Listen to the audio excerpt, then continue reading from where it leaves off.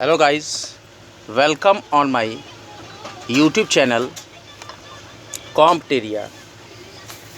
In the previous lecture of sociology, we will discuss about Vilfredo Pareto, Pareto का महत्वपूर्ण समाजशास्त्री योगदान, Pareto के वैज्ञानिक समाजशास्त्र की अवधारणा.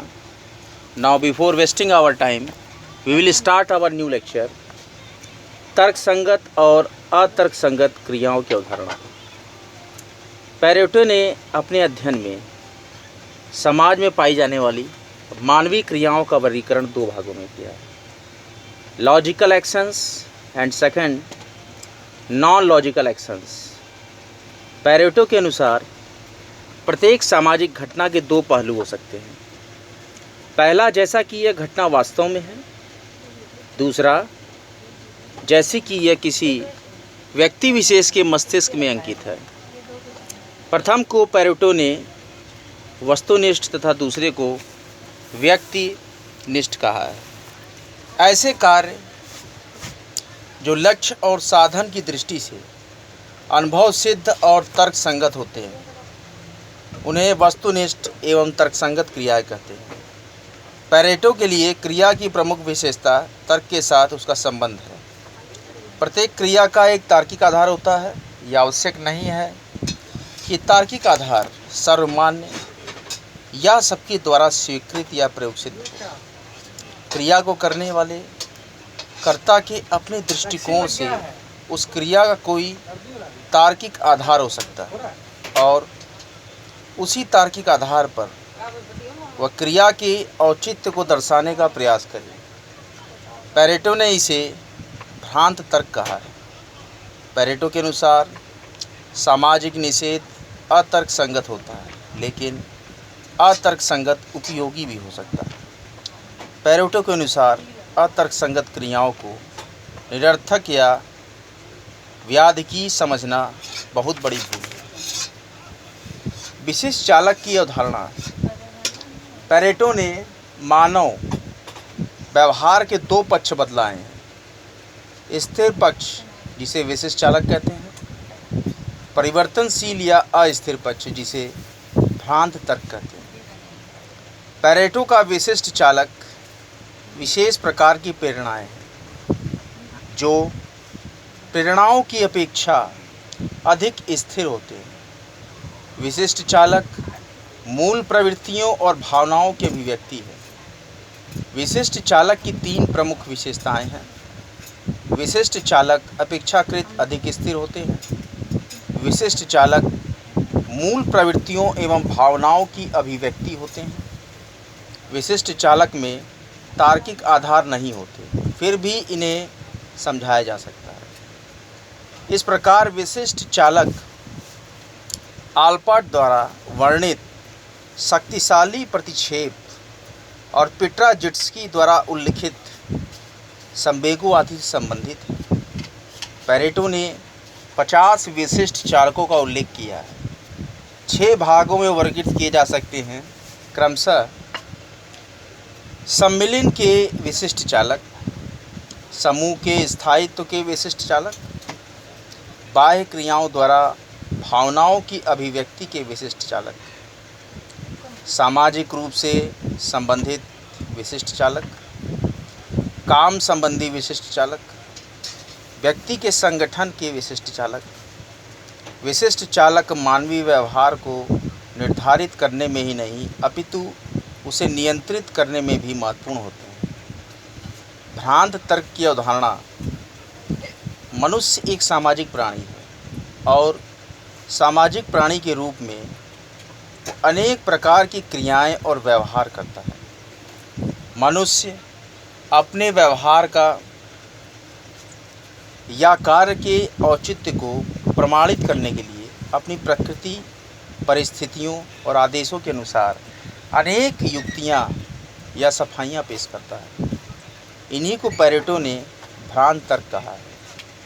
पेरेटो ने आर्थिक क्षेत्र में 2 वर्गों का उल्लेख किया है, सट्टेबाज और दूसरा है निश्चित आय वाला वर्ग. भ्रांत तर्क विशिष्ट चालकों से कहीं अधिक स्थिर, विविध परिवर्तनीय और परस्पर विरोधी होते हैं। पेरेटो के अनुसार भ्रांत तर्क पर आधारित निष्कर्ष सदैव गलत, अतर्कसंगत और छद्म वैज्ञानिक होते हैं। प्रचार, विज्ञापन, फैशन आदि भ्रांत तर्क पर आधारित हैं।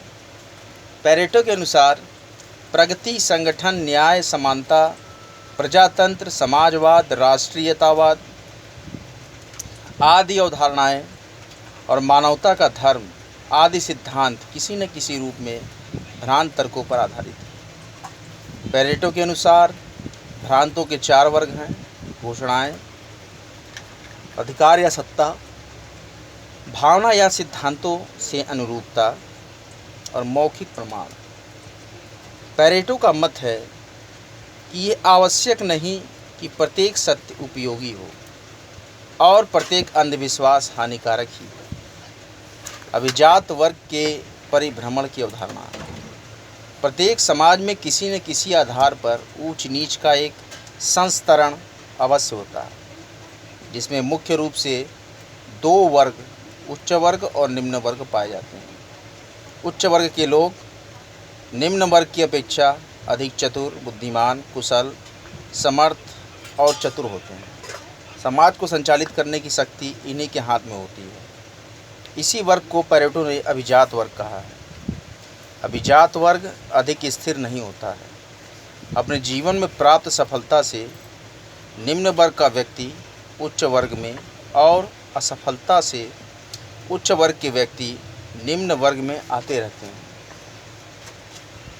पेरेटो ने इसे ही अभिजात वर्ग के परिभ्रमण का सिद्धांत कहा है। यद्यपि प्रत्येक समाज में यह प्रक्रिया चलती रहती है और इसकी गति प्रत्येक समाज में भिन्न भिन्न होती है, लेकिन इस प्रक्रिया को समाज प्रोत्साहन नहीं देता। पेरेटो के अनुसार अभिजात वर्ग अधिक दिन तक स्थिर नहीं रहता, बल्कि उसका नाश ही उसकी नियति है। इसीलिए पेरेटो का एक महत्वपूर्ण वाक्य है, इतिहास कुलीन तंत्रों का कब्रिस्तान है।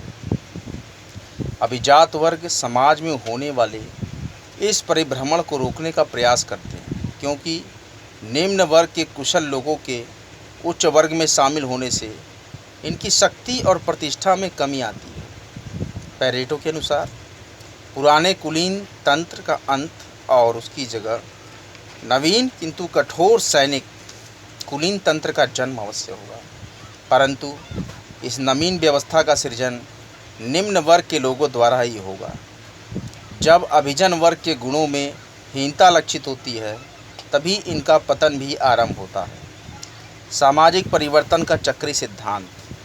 पेरेटो के अनुसार प्रत्येक सामाजिक संरचना में ऊंच नीच का संस्तरण होता है और यह संस्तरण मोटे तौर पर 2 भागों में बांटा जा सकता है: उच्च वर्ग और निम्न वर्ग। उच्च और निम्न वर्ग, इन दोनों वर्गों में से कोई वर्ग स्थिर नहीं होता, अपितु इनमें चक्रीय गति पाई जाती है। इसी चक्रीय गति के कारण सामाजिक ढांचा परिवर्तित हो जाता है या सामाजिक परिवर्तन होता है। इसीलिए इसे चक्रीय गति का सिद्धांत या सामाजिक परिवर्तन का चक्रीय सिद्धांत कहते हैं। इस सिद्धांत को पेरेटो ने सम्मिलन के विशिष्ट चालक और समूह के स्थायित्व के विशिष्ट चालक के आधार पर स्पष्ट किया है। सामाजिक परिवर्तन इन्हीं 2 श्रेणियों के विशिष्ट चालक वाले वर्गों की क्रियाशीलता का परिणाम होता है।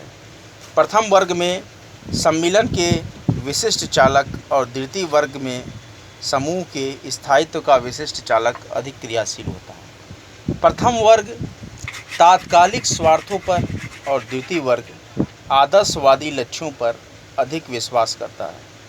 सामाजिक परिवर्तन के राजनीतिक, आर्थिक और आदर्शात्मक 3 प्रमुख चक्र हैं। राजनीतिक क्षेत्र में जब शासन सत्ता उस वर्ग के लोगों के हाथों में आती है जिनमें समूह के स्थायित्व के विशिष्ट चालक अधिक शक्तिशाली होते हैं, इन्हें शेर कहते हैं। अपने आदर्श की प्राप्ति हेतु यह कूटनीति का भी सहारा लेते हैं और अपने को शेर से लोमड़ियों में बदल लेते हैं। लेकिन निम्न वर्ग में भी लोमड़ियाँ होती हैं और ये यथासंभव हर पल सत्ता पर अधिकार करने का प्रयत्न करती है। शेर लोमड़ी की यह अवधारणा मैकियावेली से ली गई है। पेरेटो ने आर्थिक क्षेत्र में भी दो वर्गों का उल्लेख किया है, सट्टेबाज और निम्न आय वाला वर्ग। चार्ल्स कूले की प्रमुख रचनाएं हैं the social significations of street railways, human nature and the social order, social organization, social process, sociological theory and social research. समाजशास्त्री चिंतन में कूले का योगदान है समाज में सावयवी एकता, सृजनात्मकता की अवधारणा, मानव प्रकृति और आत्मा का विश्वास, प्राथमिक समूह की अवधारणा, अर्ध प्राथमिक समूह की अवधारणा, समाजीकरण का स्वदर्पण का सिद्धांत। समाज में सावयवी एकता, ऑर्गेनिक सॉलिडेरिटी इन सोसाइटी। कूले लिखते हैं, प्रत्येक व्यक्ति दूसरे व्यक्तियों के साथ अंतर्निर्भर समूहों में बंधा हुआ है। कूले के अनुसार समाज की इस एकता का प्रभाव व्यक्ति के जीवन पर भी पड़ता है और इसीलिए व्यक्ति के विचार, विवेक, विश्वास, संकल्प और आदर्शों की विवेचना उस व्यक्ति का अन्य व्यक्तियों के साथ अंतर्निर्भर समूहों पर आधारित है। कूले कहते हैं, व्यक्ति और समाज या समूह का पारस्परिक संबंध अत्यंत घनिष्ठ है और इस घनिष्ठता के फलस्वरूप ही व्यक्ति का समाजीकरण और समाज का अस्तित्व दोनों ही संभव होते हैं। समाज व सामाजिक जीवन को एक समग्र के रूप में देखना ही सावयवी दृष्टिकोण का मुख्य उद्देश्य है। सृजनात्मकता की अवधारणा, कूले के मत में व्यक्ति और समाज की सृजनात्मकता की क्षमता प्रगति का आधार है। सृजनात्मकता की क्षमता के कारण नवीन आविष्कार से प्रगति का सुदृढ़ आधार बनता है। सृजनात्मकता व्यक्ति और समाज दोनों को आत्म अभिव्यक्ति का साधन प्रदान करती है। अनुभूति, कल्पना, सहानुभूति और प्रभाव जैसी शक्तियाँ के प्रति उत्तर में जनसाधारण में सृजनात्मकता की प्रवृत्ति बढ़ती है। कूले प्रजातंत्र में विश्वास करते थे और साथ ही उचित नेतृत्व को भी समाज हेतु अपरिहार्य मानते थे। प्रजातंत्र में उनकी श्रद्धा मुख्यतः इस विश्वास पर आधारित थी कि जनसाधारण में यद्यपि बिना अपवाद के नहीं, समझने, सम्मान करने और श्रेष्ठतम नेताओं का अनुकरण करने की योग्यता है। कूले ने सामाजिक नियोजन को न्याय संगत बताया और कहा कि नियोजन में सदैव स्वतंत्रता और स्वाधीनता को ध्यान में रखना चाहिए। मानव प्रकृति व आत्म का विकास, समाजीकरण का स्वदर्पण का सिद्धांत। आत्म के सामाजिक विकास की धारणा कूले के मनोवैज्ञानिक समाजशास्त्र की केंद्रीय विषय वस्तु है। कूले के अनुसार आत्म के विकास को समझे बिना हम व्यक्ति तथा समाज के पारस्परिक घनिष्ठ संबंध को कदापि नहीं समझ सकते। मानव प्रकृति उन आदतों का परिणाम है जो एक व्यक्ति अन्य व्यक्तियों के संपर्क में आने के फलस्वरूप सीख लेता है। व्यक्ति के संबंध में दूसरे लोग जो सोचते हैं उसी के आधार पर व्यक्ति अपने संबंध से भी सोचता है। कूले के मत में आत्मज्ञान में कल्पना का बड़ा महत्व होता है। व्यक्ति दूसरों की दृष्टि से अपने को देखता है, इसलिए कूले ने कहा है कि दूसरे व्यक्तियों का विचार, निर्णय आदि व्यक्ति के स्वयं का आईना होता है और उसी आईने में वह आत्म का दर्शन करता है। इसे कूले का स्वदर्पण सिद्धांत कहते हैं। आत्म के संबंध में विचार के तीन मुख्य तत्व हैं।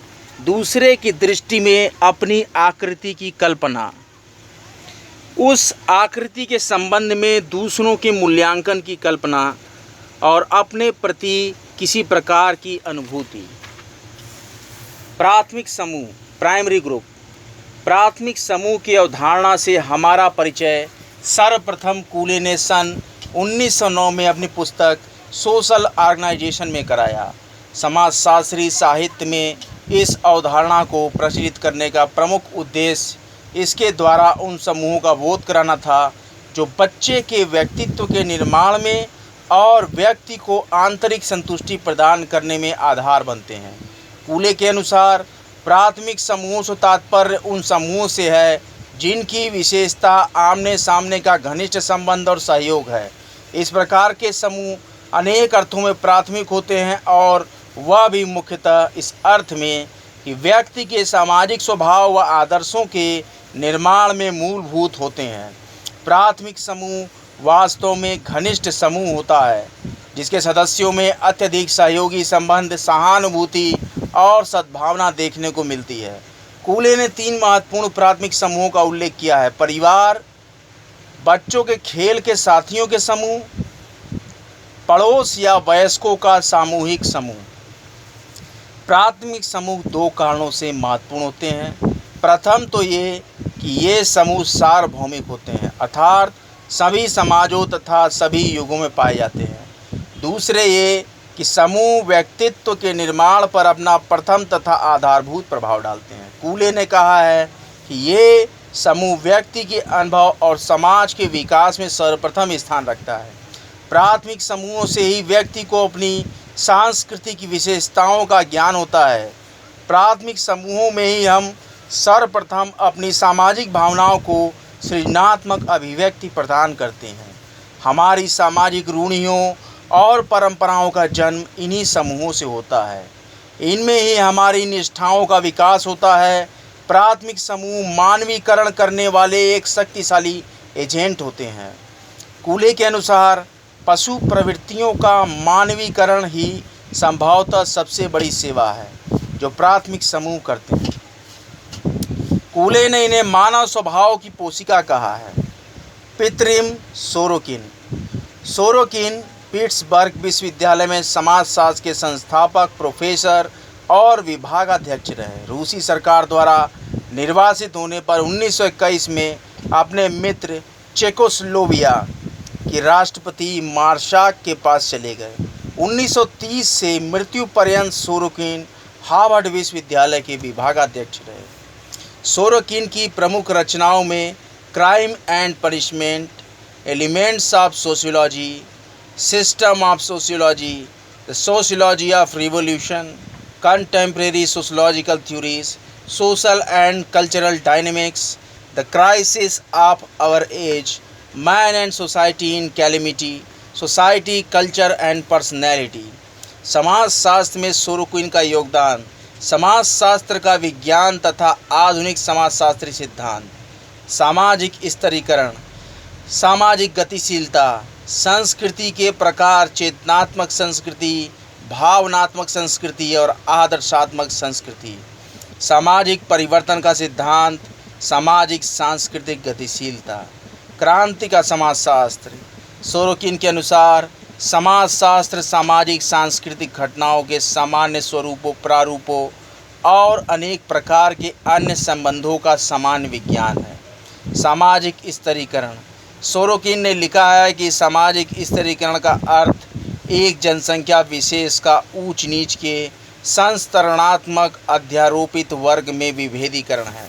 इसकी अभिव्यक्ति समाज में उच्चतर व निम्नतर सामाजिक स्तरों के विद्यमान होने के माध्यम से होती है। सोरोकिन के अनुसार सामाजिक स्तरीकरण के 3 प्रकार प्रमुख हैं: आर्थिक, राजनीतिक और व्यावसायिक। सामाजिक गतिशीलता एक व्यक्ति या सामाजिक इकाई अथवा मूल्य में एक सामाजिक स्थिति से दूसरी सामाजिक स्थिति में होने वाले परिवर्तन को सामाजिक गतिशीलता कहते हैं। सोरोकिन ने सामाजिक गतिशीलता के 2 स्वरूप बताए हैं: क्षैतिज सामाजिक गतिशीलता, उदग्र सामाजिक गतिशीलता। क्षैतिज सामाजिक गतिशीलता वह है जिसमें कि एक व्यक्ति या सामाजिक इकाई का एक ही स्तर पर एक समूह से दूसरे समूह में स्थानांतरण होता है, जबकि एक व्यक्ति या सामाजिक इकाई का स्थानांतरण एक सामाजिक स्तर से अन्य सामाजिक स्तर में होता है। इसे उदग्र सामाजिक गतिशीलता कहते हैं। सोरोकिन ने स्थानांतरण की दिशा के आधार पर उदग्र सामाजिक गतिशीलता को 2 प्रकारों में बांटा है: ऊर्ध्वगामी उदग्र गतिशीलता और अधोगामी उदग्र सामाजिक गतिशीलता। इन्हें सोरोकिन ने सामाजिक उत्थान और सामाजिक पतन भी कहा है। सोरोकिन ने उदग्र सामाजिक गतिशीलता के कुछ सामान्य सिद्धांत बताए हैं। प्रायः सभी समाजों में आर्थिक, राजनीतिक और व्यावसायिक 3 प्रकार की उदग्र गतिशीलता पाई जाती है। प्रत्येक समाज में उदग्र सामाजिक गतिशीलता के मार्ग में अवरोध अवश्य होते हैं। प्रत्येक समाज में उदग्र सामाजिक गतिशीलता की तीव्रता और व्यापक भिन्न भिन्न होती है। एक ही समाज में गतिशीलता की तीव्रता या व्यापकता भिन्न भिन्न समय में भिन्न भिन्न होती है। आर्थिक, राजनीतिक और व्यावसायिक उदग्र सामाजिक गतिशीलता की तीव्रता और व्यापकता के संबंध में किसी प्रकार की निश्चित व चिरस्थायी प्रवृत्ति का उल्लेख नहीं किया जा सकता। सोरोकिन के अनुसार सामाजिक, आर्थिक और राजनीतिक क्षेत्र में व्यक्तियों की स्थितियों में होने वाले उतार चढ़ाव के लिए निम्न प्रमुख संस्थाएं उत्तरदायी हैं: सेना, धार्मिक संस्था, शैक्षणिक संस्थाएं, राजनीतिक संस्थाएं, व्यावसायिक संगठन, संपत्ति उत्पादक संगठन, परिवार। Types of culture. सोरोकिन ने अपनी प्रख्यात कृति सोशल एंड कल्चरल डायनेमिक्स के 4 खंडों में 25,000 वर्षों की सभ्यता के इतिहास पर विचार करते हुए इस निष्कर्ष पर पहुँचे कि संपूर्ण सांस्कृतिक व्यवस्था के 3 प्रमुख प्रकार होते हैं: चेतनात्मक संस्कृति, भावनात्मक संस्कृति और आदर्शात्मक संस्कृति। चेतनात्मक संस्कृति में उन चीज़ों को सम्मिलित कर सकते हैं जिन्हें हम देख सकते हैं, छू सकते हैं, सूंघ सकते हैं, स्वाद ले सकते हैं और सुन सकते हैं। भौतिकवादी संस्कृति ऐसी चीज़ों से हमारी इंद्रिय जनित आवश्यकताओं की पूर्ति होती है और ये मूर्त होती है। इसके विपरीत भावनात्मक संस्कृति अमूर्त और आध्यात्मिक संस्कृति का प्रतिनिधित्व करती है। आदर्शात्मक संस्कृति चेतनात्मक और भावनात्मक दोनों का समन्वित रूप है। यह आदर्श समाज को अभिव्यक्त करती है जिसमें पारलौकिकता एवं इहलौकिकता का समन्वय पाया जाता है। सामाजिक परिवर्तन का सिद्धांत, सामाजिक सांस्कृतिक गतिशीलता। सोरोकिन ने सामाजिक परिवर्तन की चक्रीय अवधारणा को अपने ढंग से समझाने का प्रयत्न किया है। सामाजिक परिवर्तन के सिद्धांत की विवेचना आपकी प्रख्यात पुस्तक सोशल एंड कल्चरल डायनामिक्स में मिलती है, जो संस्कृति के 3 स्वरूपों पर आधारित है। इसे पेंडुलम सिद्धांत भी कहा जाता है। सोरोकिन के अनुसार सामाजिक परिवर्तन सांस्कृतिक घटनाओं व्यवस्थाओं के उतार चढ़ाव में व्यक्त होता है। यह उतार चढ़ाव 2 सांस्कृतिक व्यवस्थाओं चेतनात्मक संस्कृति और भावनात्मक संस्कृति के बीच होता है। एक संस्कृति के दूसरे संस्कृति में बदलने से सामाजिक परिवर्तन घटित होता है। आपके अनुसार चेतनात्मक संस्कृति और भावनात्मक संस्कृति व्यवस्था के 2 छोर हैं। सोरोकिन लिखते हैं कि जब एक सांस्कृतिक व्यवस्था अपनी चरम सीमा पर पहुंच जाती है तो उसे विपरीत दिशा की ओर अर्थात भावनात्मक संस्कृति की ओर मुड़ना पड़ता है। प्रत्येक व्यवस्था के विकसित होने की एक सीमा होती है। यही सोरोकिन का सीमाओं का सिद्धांत है, थ्योरी ऑफ लिमिट्स। सोरोकिन के अनुसार एक सांस्कृतिक अवस्था से दूसरी अवस्था में परिवर्तन तो अवश्य होता है, परंतु अनियमित रूप में होता है। अर्थात सांस्कृतिक व्यवस्था को किसी निश्चित बंधन में नहीं बांधा जा सकता। सोरोकिन ने स्वाभाविक परिवर्तन के सिद्धांत के आधार पर सामाजिक परिवर्तन के सिद्धांत को समझाया है। इनके अनुसार परिवर्तन लाने वाली शक्ति स्वयं संस्कृति की अपनी प्रकृति में ही अंतर्निहित है। क्रांति का समाजशास्त्र, सोशियोलॉजी ऑफ रिवॉल्यूशन। सामाजिक क्रांति के संबंध में सोरोकिन का गहन अध्ययन द सोशियोलॉजी ऑफ रिवॉल्यूशन में मिलता है। सोरोकिन के मतानुसार सामाजिक क्रांतियाँ न तो एक स्वाभाविक प्रक्रिया है और न ही उनसे समाज का कोई हित होने की संभावना होती है।